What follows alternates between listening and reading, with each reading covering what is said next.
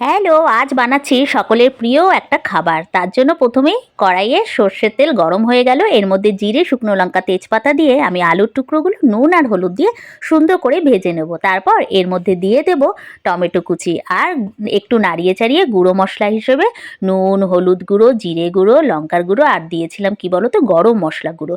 সুন্দর করে ভেজে নেব একটু ঢাকা দিয়ে। টমেটোটা একটু গলে গলে গেলে আমি প্রয়োজন মতন জল দিয়েছিলাম।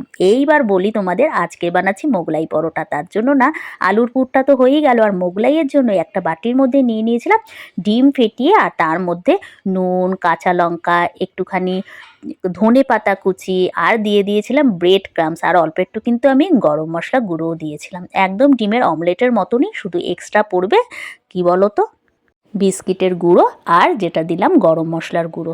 বেশি মশলা দিয়ে বানানোর কোনো দরকার নেই। আর জানো তো, এই আইটেমটা কিন্তু চিকেন দিয়েও হয়। এরপরে চিকেন দিয়ে যেদিন বানাবো, মানে চিকেন মোগলাই পরোটা, সেদিন কিন্তু তোমাদের সাথে আবার শেয়ার করব।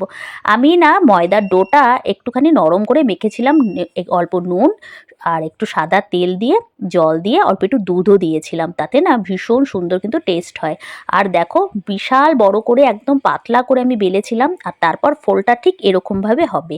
আর এই ফোল্ড করাটা না, আমি সেই ছোটোবেলায় পাড়ায় যখন প্রথম মোগলাই পরোটার দোকান খুলেছিল, তখন দাঁড়িয়ে দাঁড়িয়ে না আমি এগুলো দেখতাম। আর সেই থেকেই কিন্তু আমার এটা শেখা বলতে পারো। আমার এখনও এটা মনে আছে। আমি কিন্তু মাঝে মাঝে বানাই, শেয়ার করা হয়নি তোমাদের সাথে। মাঝখানে না আমি ওই যে ডিমের পুরটা, সেটা দেওয়ার পরে এরকমভাবে ফোল্ড করে একদম চেপে চেপে দিলাম। তোমরা তো দেখেই নিলে, তোমাদের আর একবার আমি এটা করে দেখাই। আর জানো তো, 90 দশকের কথা বলছি, তখন না প্রথম পাড়ার সামনে একটা দোকান হয়েছিল, আর সেখানে এগরোলের সাথে এই মোগলাই পরোটাটাও বানানো হতো। আর আমি না অর্ডার দেওয়ার পরে ওখানেই দাঁড়িয়ে থাকতাম, দাঁড়িয়ে আমি পুরোটা দেখতাম। আর সেই জিনিসটা না এখনও আমার চোখে ভাসে।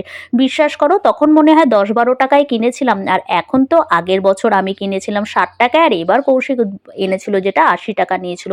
টেস্ট কিন্তু সেই ছোটোবেলার না, সেই পাড়ার দোকানে মোগলাই পরোটার মতন পাই না কোথাও।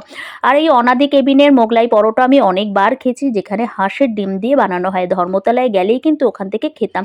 খুব ছোটোবেলা থেকেই কিন্তু ধর্মতলায় যাওয়া মানে সেই অনাদি কেবিনের মোগলাই পরোটা। ডিমের, হাঁসের ডিমের জন্য খুব স্পেশাল। এবারেও না, যখন না বড় হওয়ার পরে ওখানে খেতাম, একটুও ভালো লাগতো না। না আলুর তরকারিতে কোনো টেস্ট ছিল, আর না এই মোগলাই পরোটার পুরটার মধ্যে, মানে খেয়ে সেই আগের মতন শান্তি পেতাম না। আর এখন তো মোগলাই পরোটা প্রচুর দাম হয়ে গেছে, বড় বড় দোকানে অনেক দাম হয়ে গেছে। তারপরে এই ভেতরে চিকেন ঢুকিয়ে দেয়, এটা ঢুকিয়ে দেয়, ওটা ঢুকিয়ে দেয়। আগে কিন্তু সিম্পল ডিমের হতো। তো এখন না, যতই সময় বাড়ুক, যতই বছর বাড়ুক, এত দোকান ফাস্টফুডের, কিন্তু ছোটোবেলার মতন সেই টেস্টগুলো কিন্তু সত্যি পাওয়া যায় না। দাম দিয়ে খেয়েও সেই শান্তি পাওয়া যায় না। তাই বাড়িতেই বানাই।